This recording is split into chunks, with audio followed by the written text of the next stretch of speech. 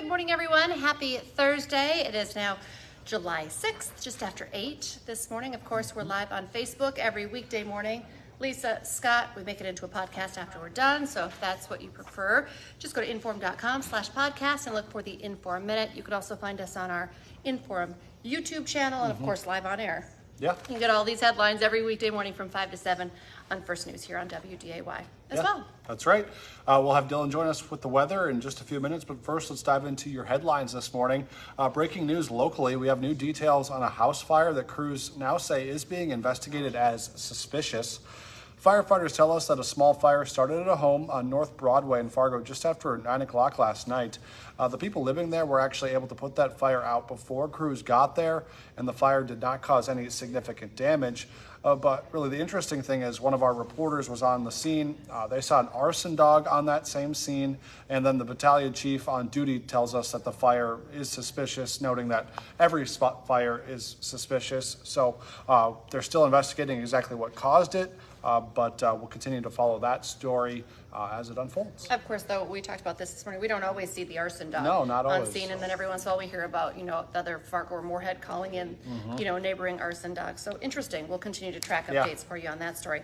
Also, right now, Fargo police are asking for your help finding a missing teenager. They say 17-year-old Tegan Magrum was last seen around 2 yesterday afternoon near 18th Street. That's near Greensfield Park. She's described as 5'7" with blue eyes and blonde hair. She was last seen wearing a baby blue sweatshirt. They do have a picture of her posted on the Fargo PD's Facebook page if you'd like to take a look. And if you have any information on where she might be, you're asked to call dispatch.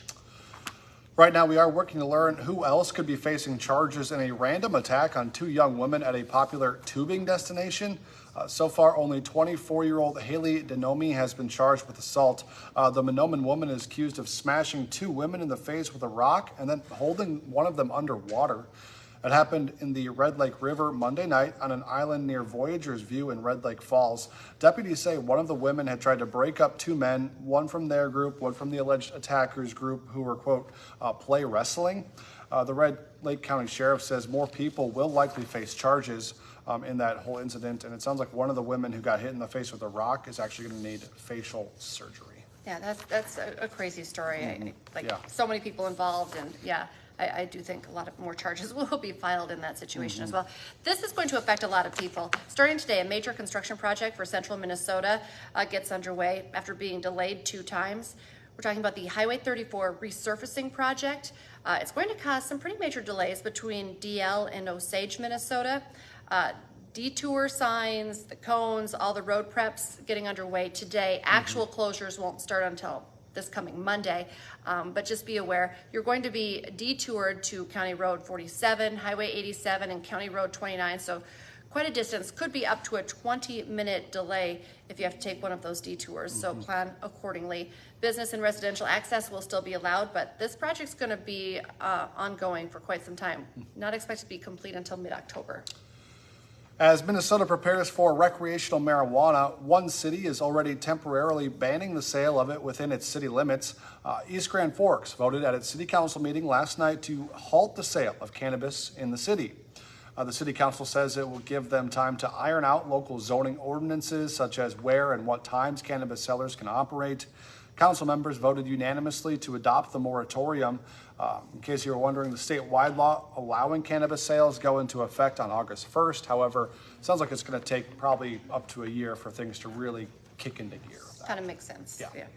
The new this morning, Governor Doug Burgum has announced that President Joe Biden approved his request for major disaster funding because of our spring flooding. It's estimated that flooding this spring caused about $5 million in damage across the state of North Dakota. The declaration includes 21 different counties, including Grand Forks County and Barnes County. The money will be used to repair roads, buildings, homes. Also, it was noted that President Biden also approved the request for the Hazard Mitigation Grant Program, which will help implement some flood mitigation projects here in the state. All right, this is kind of a funny story, depending on who you are, but I think it's kind of funny. So today, some University of North Dakota graduates could see their new diplomas, which is good. This time, though, they're hoping it's going to be from the right school. A handful of spring graduates at UND were a little shocked when they received diplomas saying they were from North Dakota State University. About 700 of the 1,700 graduates from this past class in the spring received diplomas with that NDSU seal on them instead of the UND seal.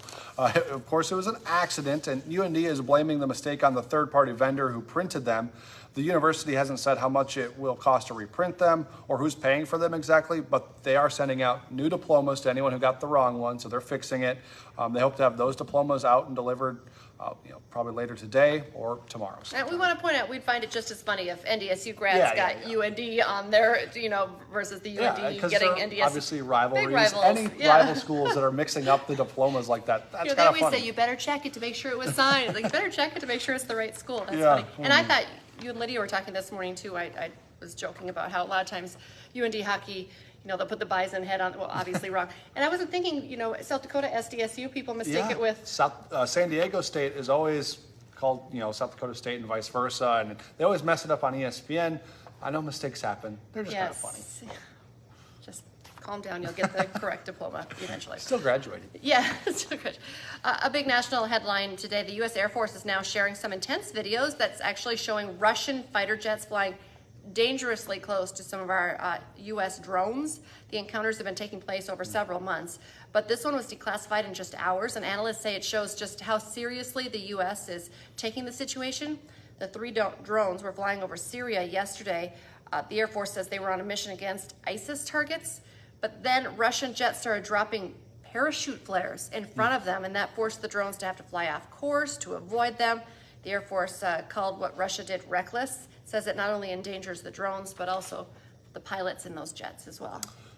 All right, Hot Mic with Don Izzo. You can watch it from 9 to 11 today on WDAY Extra and Inform.com. Today they'll be talking about the NCHC. It's expanding and heading to the desert. A full breakdown of Arizona State heading to the top college hockey league. Plus, Kansas State head coach and former Bison head coach Chris Kleiman is going to be joining the show to recap a championship year with the Wildcats. So that's always exciting. fun to hear from Chris Kleiman, so that'll be great. Yeah. And your thoughts on Chris Kleiman and the Wildcats? You said you wanted to talk about sports today. Not Bison football or Chris Kleiman. Oh my God, Bison football? Are you kidding me?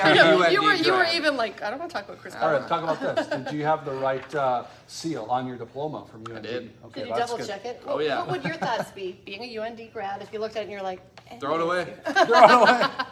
Throw over. NDSU does not fly. Oh my gosh. Proud UND alum. People. Can you find some humor in it though? Oh yes. Yeah. Okay. It's for sure. Yeah. As long as they fix it. As long as they fix it. Yes, for sure. Okay, Dylan, on a more serious note, things got chilly out there this morning. Yeah, it wasn't too chilly. Just a little chilly out there. Chilly compared to what we've seen. Can you make that sound effect again? Something like that. It threw me off guard. I'm out there live, and I can't see Scott, can't see Lisa. I only hear them. And all of a sudden, That's I'm what like, what was that? Well, because some temperatures are down into the 40s. That's what it was, right? Yeah, some people are in the 40s, yeah. and it just was a natural It reaction. was a good noise. It was a good noise. It was, just prompted from my natural reaction. It's good. Nobody wants 40s on July 6th. Yeah, January 6th, we hit 40 degrees. You know how happy we'd be? We'd be jumping January jacks. 6th, Like, we'd July be 6th. so happy. Yeah, you did say July 6th. But if it was January 6th, or We'd be January like, 7th, it'd be a whatever. heat wave. Yeah. It's funny how the summers are, and the seasons relative. change We in live North in the Dakota. moment. They We live really in the do. moment. Really do. Okay, but so now it warmed up a little bit. It's already feeling better. Yep, already feeling better. Temperatures warm up into the mid-70s. A little bit of a breeze out of the southwest, but turned out to be a nice day. Tomorrow, chance of a couple of storms as a cold front moves on through. There could be a couple spotty storms today north of Highway 2. Tomorrow, a couple storms could be severe too. Looks like to be late afternoon into the evening. So we'll keep you updated throughout that forecast. Weekend, Saturday looks nice, really nice Saturday. Sunday, another chance of thunderstorms. And then next week, 70s, 80s, with a couple chances of showers. So the 10 days a little bit cooler. Then. Yeah, we're staying cooler. We're at 70s and 80s, no really 90s in the forecast for the next 10 days, which is nice. I'm okay with that. Makes Can live golfing. with it. Yeah, makes golfing more Where's the comfortable. golfing today? Oh yeah. Today, this Oh yeah. afternoon. You That's betcha. right. Going to Prairiewood today. So. Prairiewood. We'll be there. We went yesterday too. It Yeah, was no, a was little good. breezy, but not bad, and it was like It was you didn't nice. get all sweaty. So. Yes, exactly. It was. So you were perfect. happy with the cooler weather. Yes, it makes golfing so much better. We didn't talk about. We'll talk a lot more tomorrow, but the Red River Valley Fair starts tomorrow. Yeah. So as those chances for storms and Yeah. severe weather, people will be like Yep. bugging you. Exactly. Well, not only that, but of course everyone always claims it's hot during the Red River Usually Valley too Fair hot. too. Yeah. I went last year And and it was like dangerously hot. Yeah, and this year it looks really Perfect. 10-day forecast. We almost have the 10 for the days of the showers. fair. Yeah, a couple Work shower around those. chances, but it That'll is happen. July. We'll get a couple shower and thunderstorm chances. Just what happens. So. Yeah. Yeah. All right. Okay. All right. Thank you, Dylan. Yep. Appreciate it. Gotcha. All right, don't forget, you could get your first 3 months to inform.com, an all access pass, just 99 cents a month. So take advantage of that. You can get all your latest headlines and weather updates, sports news as well. And our next newscast is coming up at 11 this morning, and then this afternoon, 4, 5, 6, 9, and 10 for more WDAY news. And we'll be back tomorrow morning for your Finally Friday First News from 5 to 7. That's right. Have a good day, folks. Bye-bye.